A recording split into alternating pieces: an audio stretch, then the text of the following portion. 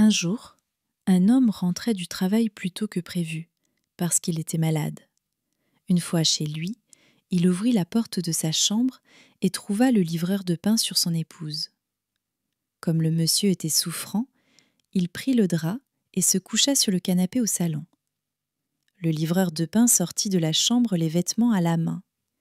Comme le monsieur souffrant était couché, le livreur le regarda et sortit la tête baissée.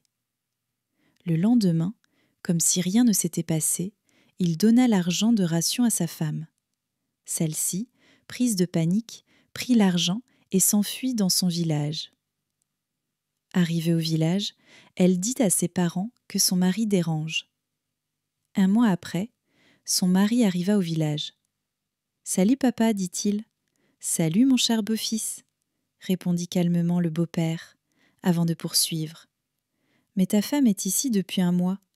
Qui est entre vous, mon garçon ?»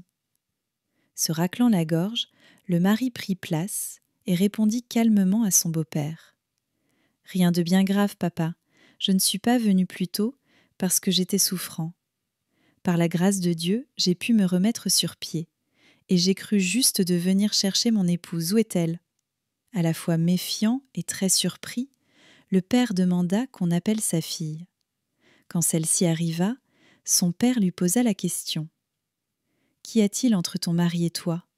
Dans un accès de colère, la fille répondit « Ne t'ai-je pas déjà dit qu'il dérange, papa ?»« Et comment peut aussi la déranger, mon garçon ?» dit le père en commençant à s'investir dans une série de conseils.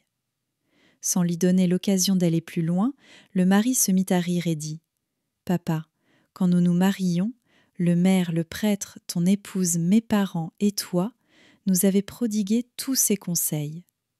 De nos jours, je suis heureux et calme, parce que je ne fais que les mettre en pratique. Je n'ai pas de problème avec mon épouse. Je veux juste que nous rentrions chez nous. » Le père, dans un accès de colère, se tourna vers sa fille et dit « Va chercher tes habits et rentre avec ton mari. Ta place n'est plus ici. Ta mère et moi avons aussi nos problèmes de couple à gérer. » La fille, dos au mur, dit en baissant la tête « Papa, je vais tout te dire. Il a eu un malaise à son lieu de service et est revenu plus tôt que prévu et m'a trouvé dans notre lit avec le livreur de pain.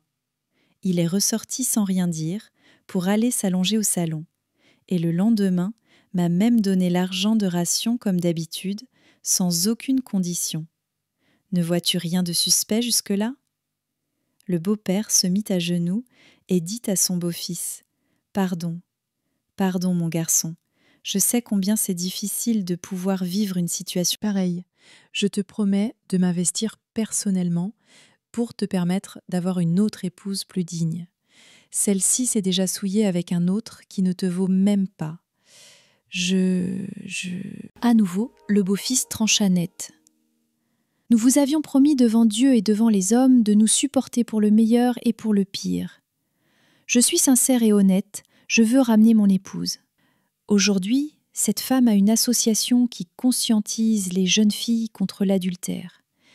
Elle est toujours avec son mari après 20 ans de mariage et plusieurs enfants.